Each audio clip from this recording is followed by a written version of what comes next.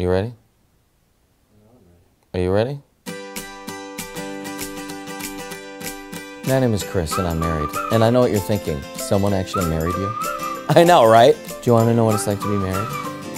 Do you want to know? Here's what it's like to be married. What does it look like to have a real marriage that's working? I've been married to my wife for so long that I can sit in the same room with her and not say a word and still know I've done something wrong. That's marriage. Hi, my name is Chris Padgett, and I want to talk to you about the Sacrament of Marriage. I actually am a big fan of marriage. I've been married to the same girl for over 20 years. She still likes me, I think. Here's the beauty of marriage.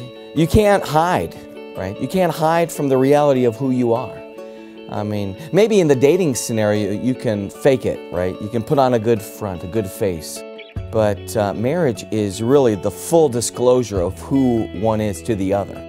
Once that honeymoon phase is done and the reality of who you are in the day in and day out dynamic of life becomes present, that's the place where great love can be demonstrated and visible, very tangible. St. John Paul II said in a document for married people and the family called Familiaris Consortio, he said, marriage does three amazing things when it's done right. The first is that it shows God's total love for the world, undying love, complete gift. We see that even in a verse like John 3:16, right? For God so loved the world. There's no qualifications for that. He just loves the world. And in fact, you could say his creation of the world is complete generosity, right? Because he loves. And it's meant to point towards God, towards his love, his life-giving love. And the second thing that St. John Paul II said is that a real holy marriage functioning right, it basically does this. It shows Christ's love for the church. Where is that best demonstrated? At the cross.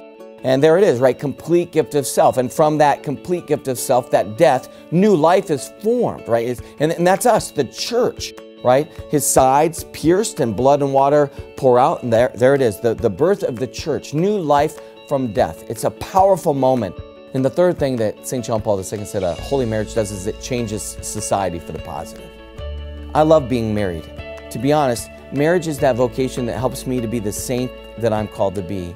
And when I, in time, love my wife sacrificially, selflessly, then I am being like Christ, loving the church. When I, in time, am willing to lay down my life for my family's benefit, I am being like Christ. And marriage is the great opportunity to be heroic. Marriage is really the great opportunity for you to be the hero, a saint. When you're selfless to your wife, that shows the world my love. When you serve her, that shows the world my love. When you fight for her and for her holiness, that shows the world my love.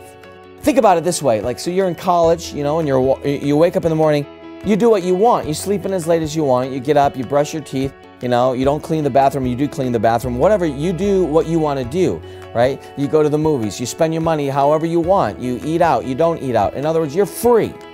But the moment you enter marriage, you're not free to do whatever you want, wherever you want. You can't wake up in the morning, sleep in as late as you want, eat whatever you want, only think about yourself. Marriage is the coming together of these two people become one, saying, you know what?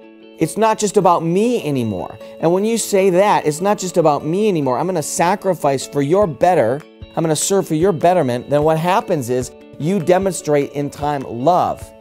The other thing about marriage that's so important is that it's a place of trust. In fact, we can have a bad day and know I'm still committed to you, even though, you know, you're having a bad day.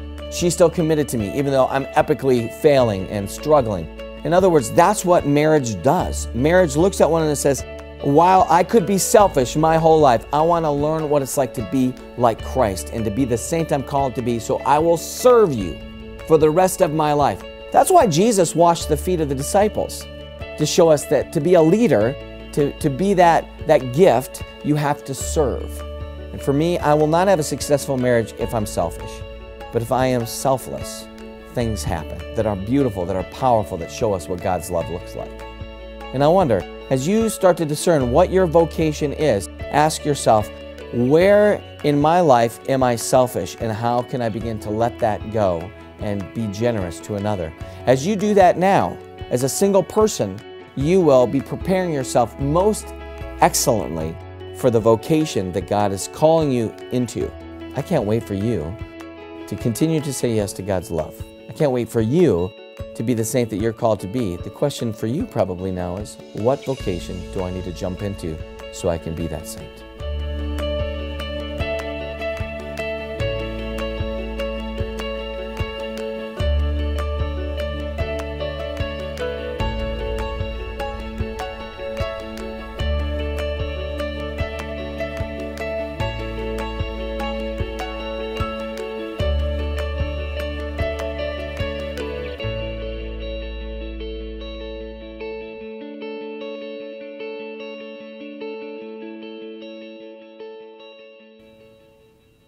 It's cray. It's totally cray-cray.